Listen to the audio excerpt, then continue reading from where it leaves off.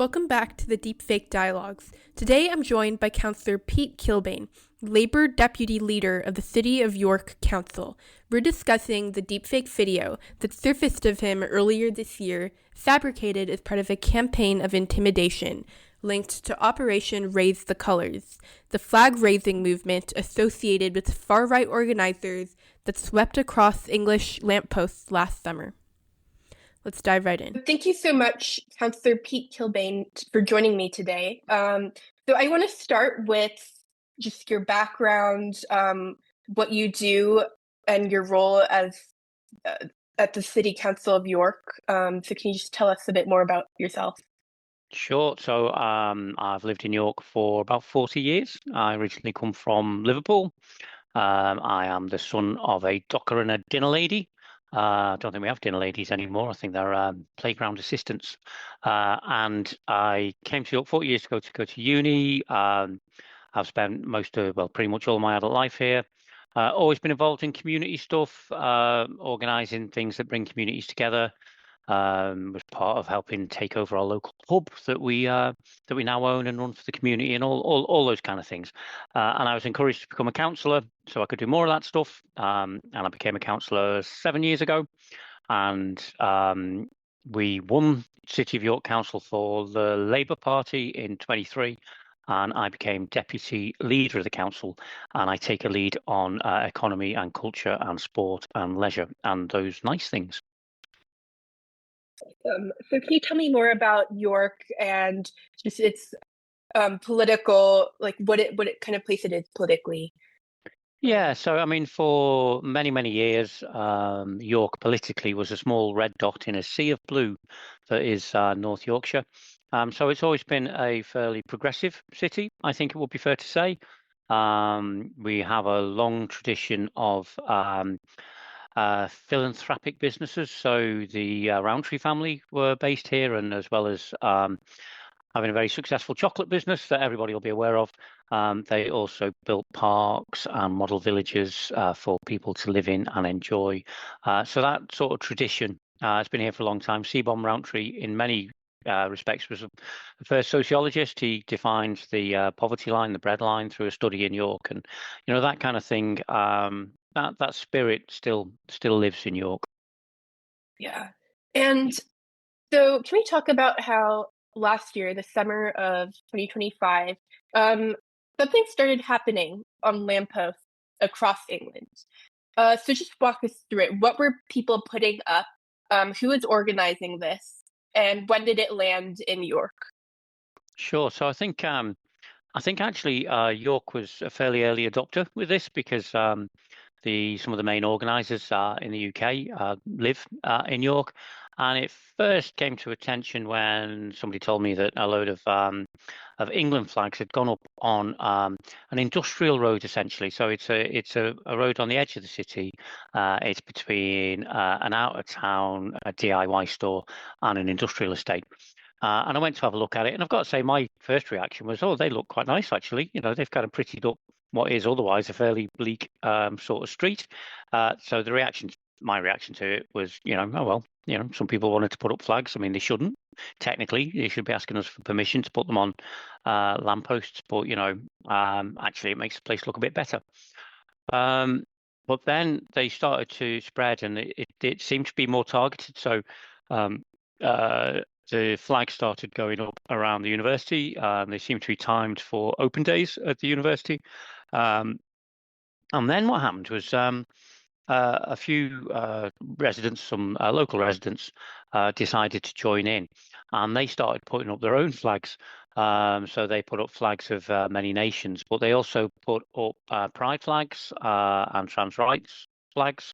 And for a little bit, I was looking at it thinking, oh, hang on a minute, we're starting to get into a flag competition here.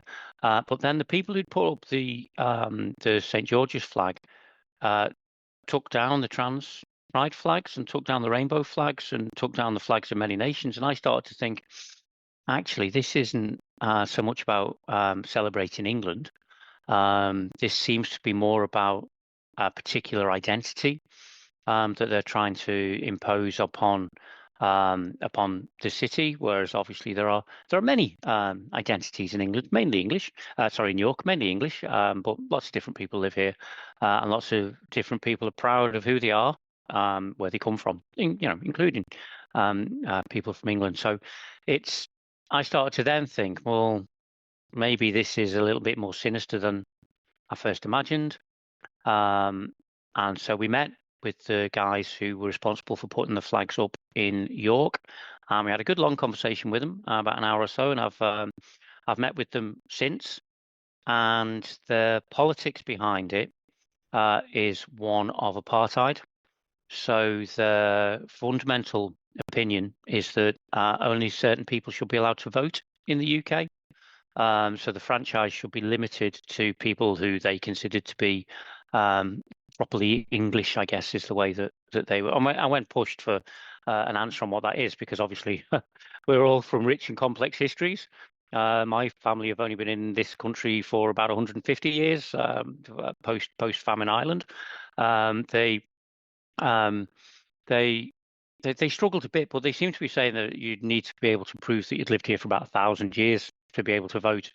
At which point I start to think, well, hang on a minute. I think what we're dealing with here now is a form of neo-fascism. So we started the process of, and I am a politician, by the way, Ashmead. So if you think I'm going on too much, do interrupt me. So we started a process then of ourselves taking down the flags, because we had received hundreds and hundreds of complaints from residents about the flags being up. Residents who felt that they were being put up for disingenuous purposes, to more of an anti some people, as opposed to a celebration of Englishness, which is of course what the George's flag should be, and will be in the World Cup, hopefully, that's coming soon. So we started taking them down, and then our staff were threatened. They were doxxed on social media. They had people calling around to their house. So we couldn't put our staff in that position, because we were not willing to put them into any danger. And it was danger at that point. We asked the police for assistance, but they were reluctant to get involved. So we went out for contractors. The first contractor firm that came in, the owner of the firm received a threat. I mean, obviously he wasn't anywhere near the job. He wasn't in York, but he received a threat. And then we really struggled to find businesses that were prepared to take down a flag, which, when you think about it, shouldn't be that big a deal, really. Technically, every flag that's hung on a lamppost was illegal without permission. We did also offer to the people that want to put flags up to, give us a location, tell us how you're going to look after it, maintain it, and keep it with the dignity that it deserves.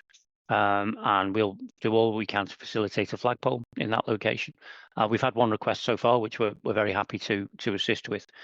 And it just became apparent that this was actually more about some sort of weird turf war, as opposed to celebrating English identity. And why shouldn't you celebrate English identity? I like to consider myself as being English, as well as British and Irish and Scouse, as you might be able to hear in the voice. But we're all those identities, and we should all be allowed to be who we are and celebrate who we are, absolutely. But this seemed to be a little bit more sinister, particularly because of the threats that staff who were just going about their jobs were receiving. So eventually we did find a company that was able to do the work. They had to be ridiculously overstaffed because of the threat levels that they were facing. So for both the driving, so that if needed to, they could leave an area quickly. And they did have to do that on a couple of occasions. They had to leave the area where they were working quickly because of the intimidation and threat that they were receiving. But they also needed some people for security. So the upshot is, if you want to know how many people it takes to take a flag down in York, it's 6.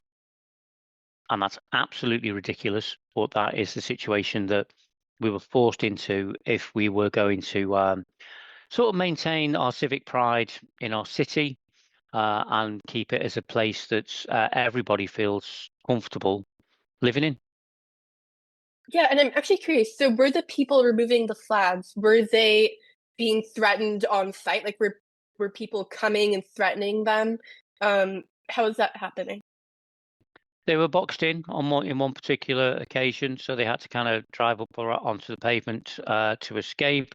They were verbally abused. Somebody did threaten to go back in and get a knife, but they didn't. The staff left. The worst incident was there was a report of some flags had gone up on a junction on the edge of the city, and the work was nearly done. And they went out to deal with those last couple of flags, and it was a trap. So there were people waiting for them.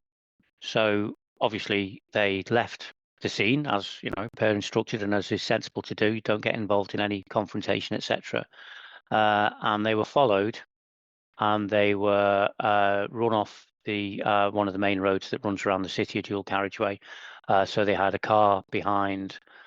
They had a van in front that was going very, very slowly, and these people didn't know York, so they had to turn off the main road and come into the city, and they just basically looked for a police station. They don't know York, so they were struggling a bit, but they came across a police officer that was dealing with a road traffic accident, and they asked her for assistance, and she did. She took him to the station. But of course, what always happens in these cases is, well, if you're going to give evidence, then you need to put your name next to it, and nobody's prepared to do that because of potential reprisals from people who you could only really describe as bullies in terms of wanting to impose their own views and actions upon on the city. You know, on the we elect our leaders in the city. Now, if somebody wants to elect a council that's all for putting flags everywhere, then you know you'll get that choice. But right now we've got an administration that responds to the requests of its residents to take them down. So we did. Yeah, and if I'm not mistaken, did the contractor end up having to wear balaclavas or cover their face? Yeah, they all had to protect their identity. Yeah, yeah. Okay. Well, otherwise they would have been doxxed. You know, pictures on social media saying, "Do you know who this Yeah. person is and where do they live?" That is what happened to our staff when they started doing the job. Yeah. And the fast forward to March of this year, there was a deepfake video of you that surfaced. Can you just describe what it was, and just like where were you when you found out about this, and who told you? So I Yeah. was well, first of all, the video is of me looking a lot better than I do now. Actually, the deep fake definitely enhanced my appearance, and the accent was kind of mid-Irish, mid-American, which I quite liked. Actually, I've been trying to adopt it ever since, but so they didn't get that quite right. But it was me handing out wads of money to balaclava-clad men and telling them to go and take down the flags. So it was clearly done by people who are associated with the flagging operation. When I first saw it, a colleague of mine said, "You need to see this," because it hadn't appeared in any of my social media feeds. And initially, I mean, it was so disturbing. It was like a kick in the guts. It's a really weird thing to see yourself convincingly animated doing something in a play that you haven't done. So it did feel like a real kind of gut wrench when I first saw it, and I was really quite worried until I asked a friend who knows how to do these things how long it would take to make, and they said, "Oh, about 20 minutes." So I said, "Okay." So that made me relax a little bit more. At the same time as the deep fakes were being made, we received pen portraits of leading councillors, one of which identified me as the person that was responsible for taking the flags down, which of course is not the case. It's a whole collective city response to what was going on. But anyway, they identified me, and they used very militaristic language in it. You know, they called themselves like airborne divisions and ground operations, and if it wasn't so sinister, it would be quite funny. And again, a lot of it looked AI generated. So at that point, the police became more concerned because there did seem to be some targeting going on, and a disproportionate amount of attention being focused on us by individuals, which kind of might mean that they're a little bit obsessed. So some of the leading councillors, we've had to take security measures on our homes, which is a pain, to be honest, but worth doing just in case these people inspire. Well, we do know that politicians have been murdered in the past by people who've been inspired by right-wing fanatics. So you have to be wary of that. So it's been a bit of a shift. And yeah, it seems in many ways to be the new reality that you have to deal with, even if you are frankly a minor politician in a small northern city. And so was this deepfake video, was it circulating on a specific social media platform like Facebook? Where did Yeah, your we colleague first see it? picked it up on Facebook, and it was in some of these quite often, I think, normally closed groups. So I think I've got colleagues who are in those closed groups just to keep an eye on what's going on. And of course, and the number one, of course, with these things is not to react, because if you react, then you're going to propel it to more people. So just to ignore it. We have tried to do some digging to find out if we can work out where it originates from. But of course, they're all just lost in fake accounts. It's fake account after fake account, and Facebook don't respond. The social media companies do not respond when you say this is being circulated. I need you to fulfill your editorial duty and take it down. They just don't. They're not interested at all. Yeah, and do you know how much engagement it was receiving originally? Was I it don't. okay? I Because don't. some of I these just avoided. yeah, because some of these, there have been incidents of deepfakes that have gone pretty viral but of major political figures Yeah. Prime Minister Starmer and Yeah. others. Yeah. Well, Yeah, you kind of expect. I mean, I know this is a terrible thing to say, but if people are going to deploy this technology for propaganda, which is what it is, it's telling a lie, then you kind of expect it of major politicians. You don't really expect it of city councillors. yeah, for sure. And so I know that the Online Safety Act was meant to help with exactly this kind of thing. So was that helpful? And what can a council actually do about a video circulating like this? So And the what can the police do? I think the police could do more in terms of the investigatory powers, and they would have more ability to find out where these things are originating from than we have, or able to do just through their investigative powers. And I think they should be getting resourced up to do that now, because this is the new world that we're in, where these crimes are taking place. For us, the Online Safety Act, none of it's any good unless you can get some evidence and get something concrete to take to the authorities. And frankly, we couldn't. It was all lost in the midst of fake accounts.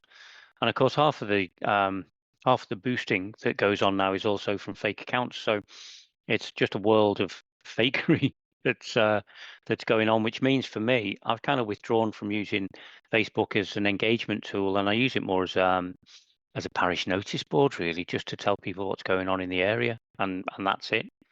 But then because of that, because I don't engage, the amount of people who see that is limited, which means lots of my residents are missing out on fun things that are happening because they don't know about them, because the way that they find out is through social media, and if you're not engaging with it, then your message doesn't get through. So maybe that's what they're trying to do. Maybe they're trying to disengage us from the platform.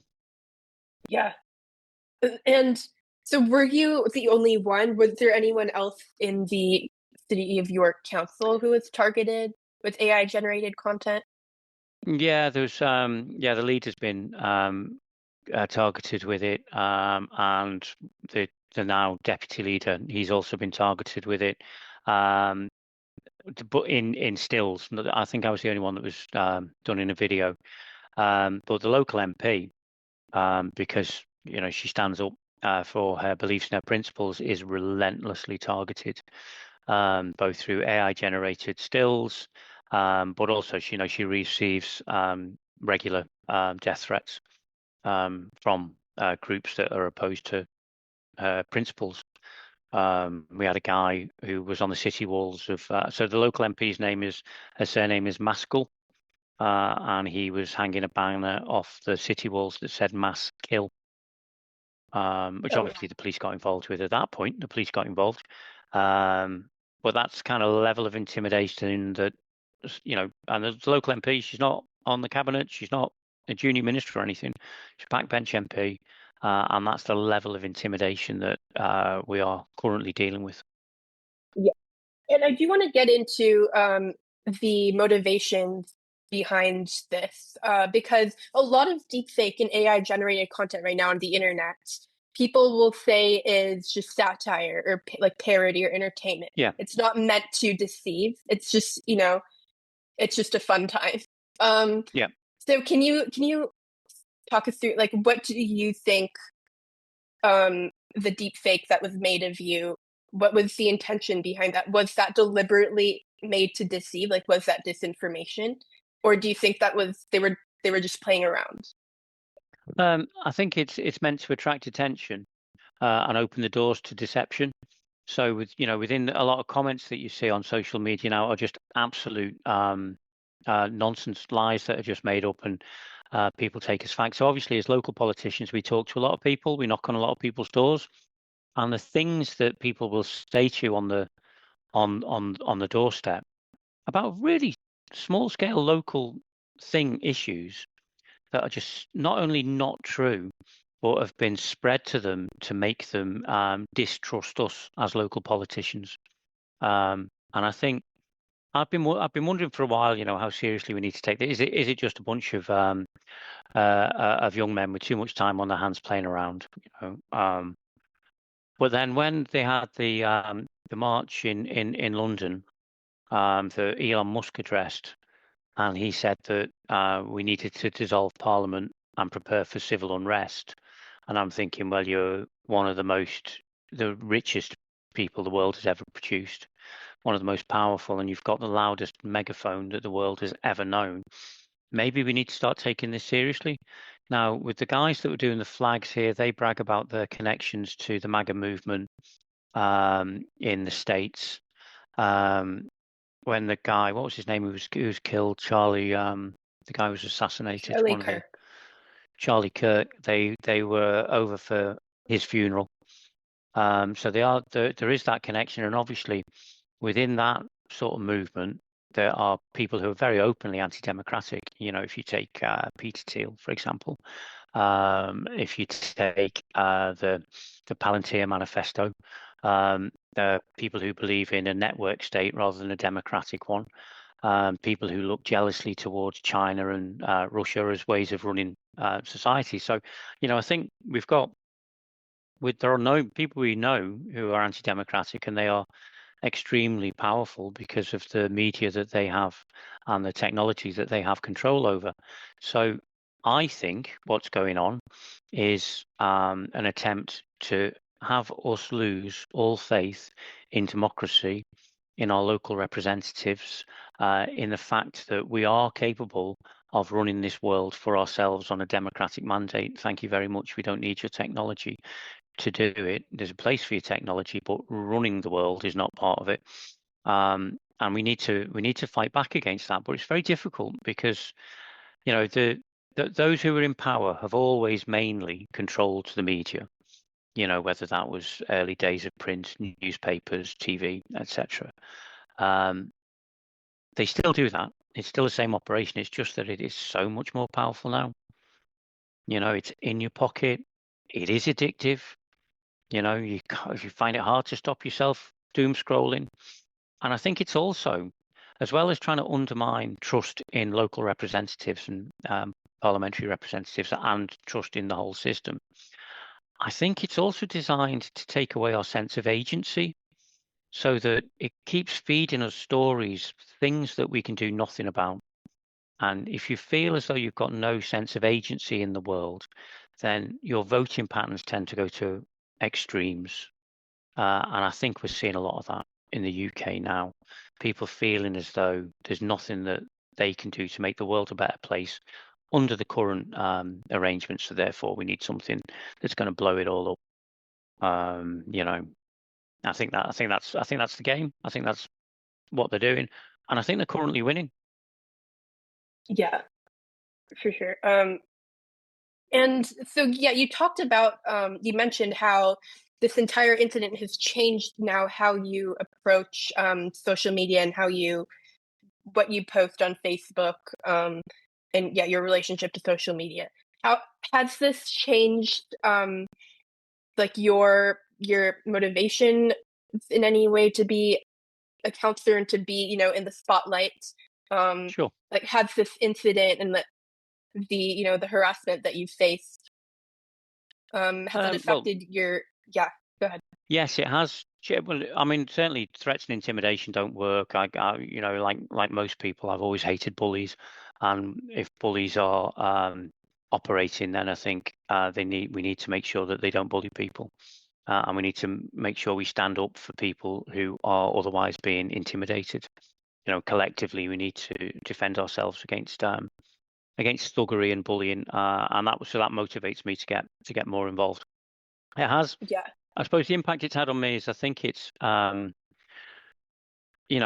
gone from thinking that the rise of the right wing through an anti-democratic force through social media was a little bit of a conspiracy theory to thinking, hang on a minute, maybe we should take this seriously. So it's definitely made me rebalance what I think about and where my future energies are going to be, because I think it is a threat to the future of democracy. And if we get a right wing party takes power, well, we've seen this all before in Europe, haven't we? We've seen this pattern of behaviour before in Europe in the 1920s and 30s, and we can see what happens when very right wing parties take power democratically. That can get dismantled very easily. So I think that's the democracy can get dismantled. So I think that's the issue for me that I'm going to be spending more time working on, as well as all the usual business of being a council, which is making sure the potholes get reported and that the litter's picked up and the bins are emptied on time and all the other stuff that local councillors do day in, day out. yeah, and thank you for talking about how deepfake technology can be used by extremist groups to sort of create tensions and spread, and threaten people. And I do wonder, like, do you think that this technology, is it mainly being used by like right wing extremists, or can it also, can it also be used by people on the other side of the Yeah, aisle? on the Like, left. I think it doesn't really serve. I mean, you don't see much of it on the left, and it doesn't really serve their cause, because what the left tries to do is bring people together for collective action rather than divide them. And I think what we're seeing now is a continuum that we've seen for the last 40 odd years, where we've had a politics of individualization, consumer choice, your individual rights, and all that kind of stuff. Um, and that has taken people down that path, whereas it's about me. And actually, if you've lost out on globalization, as many working class communities have been. I mean, I come from a city that lost a third of its population in the 1980s. That the government at the time was talking about putting it into managed decline. A city that we love and we're very proud of. If you're part of that community that feels as though you've lost everything, and actually it's somehow your fault because we're all as individuals, we're supposed to look after ourselves, and you've got no agency to change things, then that will push you into extremes. Whereas I think what the left has failed to do is identify the cause, accurately identify the cause of people being left behind, which is global capital. It's the movement in international markets, and that has left some people uh, being left in a position that is far worse than it was for their parents' generation before them. So I think if you're trying to spread a message of unity and hope and identifying a cause that is that we can only tackle if we all get together to deal with it, You tend not to use media that's divisive. You tend to try and use media that brings people together. Whereas if your modus operandi is to make sure that everybody's individualized and nobody can get together to challenge your power, and that everybody's too busy fighting each other and blaming their neighbours for the position that they're in, as opposed to tackling the root cause of their situation, then you keep on banging out videos that distract, that make people angry, that fan the flames of discontent against each other. And to wrap up, I know that local elections are coming up again in 2027. Are you worried about being deepfaked again, or having disinformation spread about you again, like you I should had? say, actually, I should have said one of the ways that we dealt with this as a council was to get it out there. So through the local media in York is very well read. And so we got it into the local media from where it's picked up by the regional TV. So I'll Up North picked it up and did a feature on it. And making sure that it's out there so people know that they can't trust stuff that they read on social media is really important. And as long as we keep on getting that message out there every time we're deepfaked, making sure that not through social media, because then you'll just make it go viral, but through mainstream media such as local newspapers, local TV stations, making sure people know that these things are fake was helpful. Of course, the problem then is if we want to put a message out that's genuine and sincere, people will quite rightly kind of go, well, can I trust this? And like I said earlier, I think that's the game. I think the game is to get us to trust nothing and no one, definitely not to trust each other, because once we all start to know and trust each other, then we can seriously challenge the power that's taken so much away from us over the last 40 years. Thank you so much. It's really insightful. Thank you for joining me. Thank you for listening to this episode of the Deepfake Dialogues. If you found this conversation insightful, please follow and leave us a review. It really helps get the word out. See you in the next episode.